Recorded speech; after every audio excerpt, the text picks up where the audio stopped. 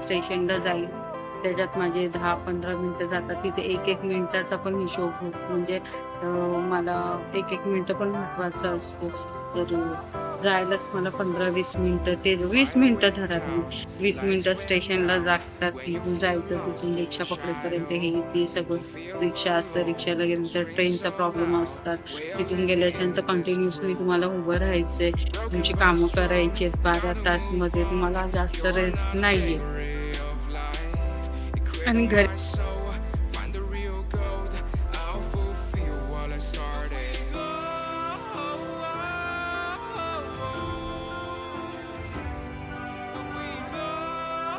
Morning guys, welcome to my new ब्लॉगची सुरुवात होते आपल्या हॉलपासून.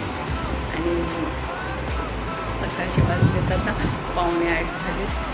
आज सूर्यदेवतांचं दर्शन झालेलं आहे. छान वाटतंय. किती दिवस झाले तो नव्हतो. मस्त ऊन पडलं आणि मशीन लावली आता. दिनेशचा डबा करून दिला, यशला पाठवून दिलं. आणि आज काय झालं इथे दिसतं हे काय दिसतं, माशीच्या गाड्या. चपात्या वर करून दिलं दिनेशला. तो डबा होता त्याच्यावर ठेवलं तर तसं करतो. काय झालं इथे पाणी साठलेलं ना सगळं, काल आपण फ्रीजमधलं काढलेलं ते. तर खालच्या साईडला मी ते माचेसचे बॉक्स वगैरे ठेवते. आणि असं दुसरं आणखी बरंच ते असे धागे ज्या वस्तू नको म्हणजे जास्त यूज नव्हत्या तिथे असतं. तर त्यात सगळं पाणी भरलं, सगळं ओलं झालं ते. तर सकाळी मला म्हणजे एवढं त्याच्या मागेच होती मी ते सगळं काढण्यामध्ये. आणि मग दिनेशचं म्हणजे ते लोकांची तयारी करून दिली आणि मग त्याच्याच मागे मी हे काय ते काय. आणि बरेच दिवस झालं आता कामाला जात होती 15-1 दिवस. तर मला घरात खूप पसारा झालेला आणि मला पसारा झाला ना, मला अजिबात आवडत नाही पसारा. म्हणजे स्वच्छ करतो आपण पण कोपरे वगैरे असतात ना, ते होत नाहीत. मग त्याच्यानं मला खूप असं त्रासल्यासारखं होत होतं. म्हणजे काय कधी हे होईल माझं साप असेल. आणि थोडं मला बॅक पेन चालू झालेलं. आणि लास्ट टाईम गेल्या वर्षीची गोष्ट आहे, म्हणजे बॅक पेन चालू झालेलं. तर पूर्ण 1 महिना मी बेड रेस्ट होती. म्हणजे मला काहीच करता येत नव्हतं. माझ्या सासूंनी केलं, आईने केलं आमच्या सगळं. आणि दिनेश होता तेव्हा, दिनेशने केलं. तर म्हणजे सगळीजणं जाव होती माझी, तिने केलं. म्हणजे सगळ्यांना त्रास होतो. एक जण आजारी पडलं किंवा काय पडलं तर मला परत तो बॅक पेन चालू झालेलं. तर मी मग स्टॉप केला जॉब. तर मी आता जॉबला जाणार नाही आहे. जॉब करायचा होता ॲक्च्युली. थोडासा म्हणजे हातभार लागतो आपला घरासाठी. पण काय होतं माहिती आहे का, माझा सिक्युरिटीचा जॉब आहे आणि 12 तास ड्युटी आहे. 12 तास ड्युटीमध्ये मला सगळं जमत नाही आहे. आणि इथून ट्रॅव्हलिंग पण एवढं आहे की इथून मी पनवेल स्टेशनला जाईल. त्याच्यात माझे 10-15 मिनिटं जातात. तिथे 1-1 मिनिटाचा पण हिशोब होतो. म्हणजे मला 1-1 मिनिटं पण महत्त्वाचं असतो. तर जायलाच मला 15-20 मिनिटं, ते 20 मिनिटं धरा तुम्ही. 20 मिनिटं स्टेशनला लागतात. तिथून जायचं, तिथून रिक्षा पकडेपर्यंत हे ते सगळं. रिक्षा असतं, रिक्षाला गेलं तर ट्रेनचा प्रॉब्लेम असतात. तिथून गेल्याच्यानंतर कंटिन्युअसली तुम्हाला उभं राहायचंय. तुमची कामं करायची आहेत. 12 तासमध्ये तुम्हाला जास्त रेस्ट नाहीये. आणि घरी आल्याच्या नंतर मग सकाळी वरण भाताचं कुकर वगैरे लावून गेलं तरी पण मग भाजी नाही, हे नाही, ते नाही. मग जेवणाचा प्रॉब्लेम. म्हणजे आपण 12 तास ड्युटी करतो आणि घरी येऊन बघतो तर आपल्याला सगळं करायचंय परत. आणि करून सुद्धा आपण ते मनासारखं भेटत नाहीये खायला, म्हणजे पाहिजे तसं. तर खूप प्रॉब्लेम होतात. दिनेशला प्रॉब्लेम होतो, यशला प्रॉब्लेम होतो. यशला पाहिजे तसं मिळत नाहीये, म्हणजे वेळेवरती काही. तो आपला बिचारा काहीच बोलत नाही म्हणून त्याचं काही नाही. दिनेशचं पण तसंच आहे, तो काही बोलत नाही म्हणून ठीक आहे. आणि डे असेल तर मला कंटिन्युअसली खिचडी बनवा, हे करा, मग ते खिचडीचा पण वैताग येतो. तर असे खूप प्रॉब्लेम होते मला. तर त्याच्यामुळे मी ॲक्च्युली जॉब मी त्याच्यामुळे सोडला. का मला घरातलं काहीच करता येत नाही. माझं बॅक पेनचं खूप प्रॉब्लेम झालं. बॅक पेन चालू झालं. त्याच्यामुळे मी जॉब म्हणजे स्टॉप केला. म्हटलं नाही, घरातलं बघायचं, जेवण असं करायचं असं आहे. तर आता देवपूजा करायची आहे आणि मशीनला कपडे लावले. तर ते आता घरात 2 म्हणजे कधी 3 दिवस झालं मला वाटतं मी स्टॉप केलं जॉब नाश्त्याचं. तर 3 दिवसापासून कंटिन्युअसली माझी घरातलीच कामं चालू आहेत. हे काढ, ते काढ, ते काढ. जेवढ्या दिवस म्हणजे 15 दिवसात आपण डेलीचं काढतो, पण परत तिथे काय काय काय काय कितीही केलं तरी शेवटी नाही होत पुरुषांना एवढं काय. तर ते असं सगळं होतं. बघूया कसं होईल पुढे. सांगेलच मी तुम्हाला. तर पूजा करते, नाश्ता करून येते. थोड्याशा रील्स वगैरे काढल्या मी आता पडली आहे आराम करत. काय करणार कंटाळा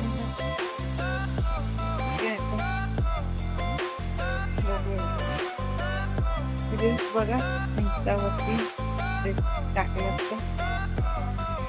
देवपूजा वगैरे झाली आहे. नाश्ता चहा ठेवला गरम करत. चपाती लिंबाचं गोड लोणचं. जान्हवीने पूर्ण डब्बा दिलाय लिंबाच्या गोड लोणचं. ती खात नाही, तिला नाही आवडत. तिने मला दिला. मला गोड लोणचं खूप आवडतं. ते खारे लोणच्यापेक्षा गोड लोणचं छान. आंब्याचं असू दे कसलंही असू दे गोड चांगलं वाटतं. आणि जर लोणचं असेल तर मग ते मिरची लिंबू मिक्स असतं ना, मिक्स लोणचं ते पण छान लागतं. ते लोणचं म्हटलं आईची आठवण येते. म्हणजे जेव्हा अशी वाशिन शहापूर इथे होती ना राहायला, तर मी सीमाकडे म्हणजे बघायला तिला मुलगा वगैरे झाला तेव्हा काय असलं तर असं जाऊन यायची राहायची मुलग्याला. मग आई ना स्टेशनला लिंबाचं लोणचं घेऊन पॅकिंग असायचं ते मिक्स लिंबाचं लोणचं. तर ती मला हमखास घेऊन द्यायची. तेव्हा ते पॅकेट आय थिंक मला वाटतं 25-30 रुपयाला काहीतरी असेल. चांगलं होतं असं मोठं बरं असं. तर ते आठवण येते लिंबाचं लोणचं. आई माझ्याकडे यायची ना तर ते घेऊन यायची जेव्हा ते तिकडे होती सीमाकडे होती तेव्हा. तर अशा छोट्या छोट्या आठवणी असतात डेली आपल्या स्मरणात राहतात, आठवणीत राहतात. हा आई पाहिजे, बाबा पण पाहिजे, आई पाहिजे, दोघे पण पाहिजे. त्याच्याशिवाय काय नाही. लोकांचं दोघे येत असून तर सगळं जग आहे. त्याच्यानंतर कोणी कोणाचं नाही. तर सिरियसली सांगते कोणी कोणाचं नसतं. आई वडील पाहिजेत, आपले आई वडील पाहिजे. जोपर्यंत ते आहेत ना तर सगळं जग आहे. खरं ती होती म्हणजे बाबा ऑफ झाल्याच्या नंतर पण ती 20 वर्ष ती आमच्या बरोबर राहिली. बाबा ऑफ होऊन 20 वर्ष झाले आणि 20 वर्ष ती ऑफ झाली. त्या 20 वर्षात मी खूप रडले असेल बाबांसाठी, खूप म्हणजे खूप. आता पण ही गेली ना, आई गेली ना, मग तेव्हा असं वाटायचं यार बाबा गेले, सगळं जग सुनं झालं म्हणजे काय नाही आता आपल्याकडे असं सगळं. पण ऍक्च्युली मला आता असं फील का आता खरंच काही नाही. तेव्हा आई तरी होती, आपण जायचं तरी तिच्याकडे आठवणी. ते घर सुनं पडलं तसं, तिथे कोण नाही काय नाही.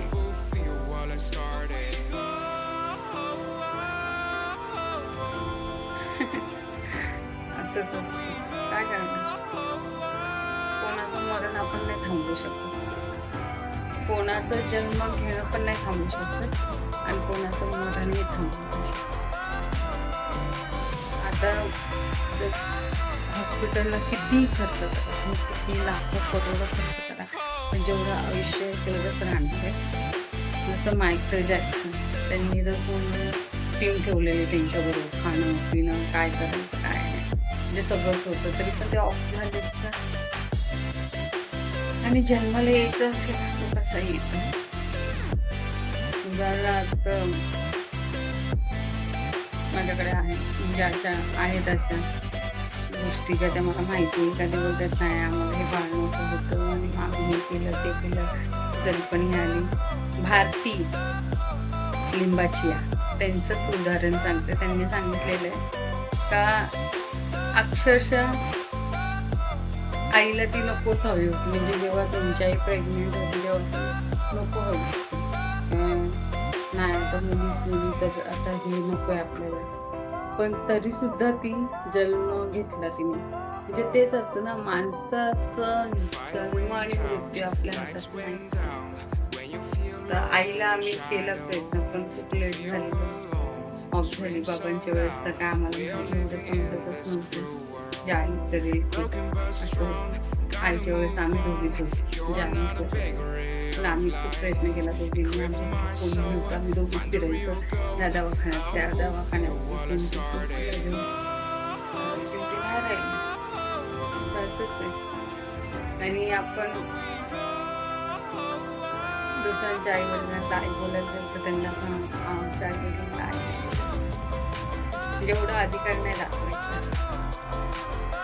जर माझेच आई वडील असते तर मी कशाला तुम्हाला हे केलं असतं. ठीक आहे, चालतं त्याचा काही गोष्ट.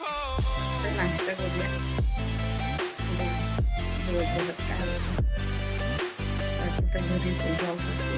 मला खूप त्रास झाला 15 दिवसामध्ये. म्हणजे खूप त्रास झाला जाण्या येण्याचा, बॅक. म्हटलं करेल कसं तरी 5-6 महिने, पण नाही होते. मी वाटते अशी सगळी गोष्टी, पण ॲक्च्युली नाही होत. तर त्याच्यामुळे मग मला थोडंसं बॅक घ्यावं लागेल, माघार घ्यावी लागेल. मी मोस्टली अशी लवकर माघार नाही घेत, घ्यावं लागेल.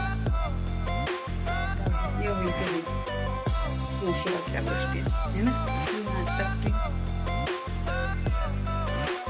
नाश्ता फ्री माझं फेवरेट. संध्याकाळचे वाजले 8:30 आणि 8:30 वाजले. भाजी करते, वरण भाताचा कुकर लावलाय आणि डाळीची भाजी करते. लास्ट टाइम केली डाळ तसंच करते, कुकरचं हँडल ऍडजस्ट करा. कपडे पाऊस मस्त आणि मस्तपैकी बोलली धुवायला टाकली. ऑलरेडी नाही कोल्हापुरी तांदूळ आहे, टाकली.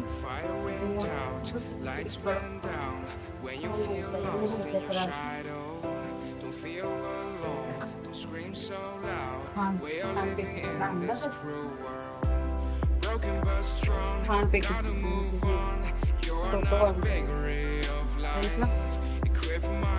फिरून आता बनवते.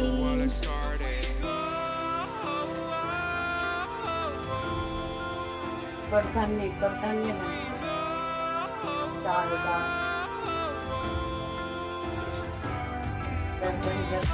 मसाला टाकायचा छानपैकी.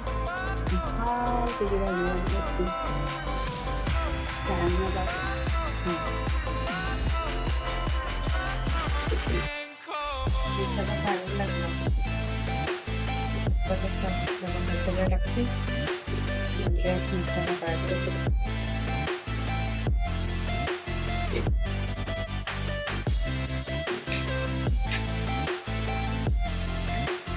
कांदा, टोमॅटो, लसूण, जराशी ड्राई हळद टाकायची आणि ती डाळ टाकायची.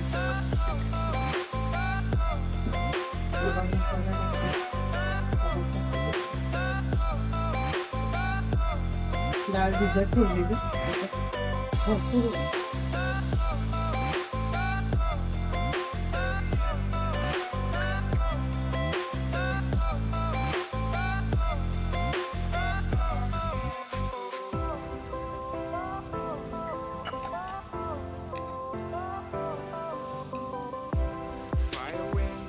चमचा करून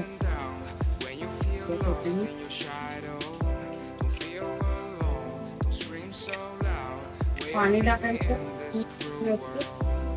वाफेला ठेवायची.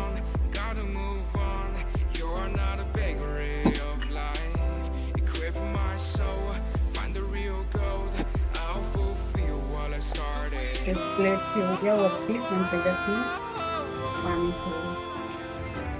नाही ठेवलं तरी पण चालू, इतके लगेच पाणी जास्त टाकून फक्त ठेवतो वरती.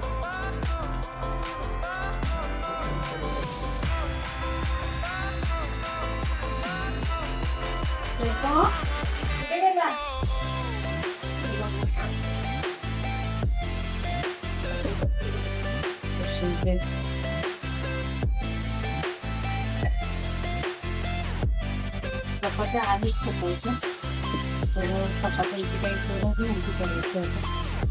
आता फक्त वरून भाताचा कुकर लावलं आणि भाजी केली झालं.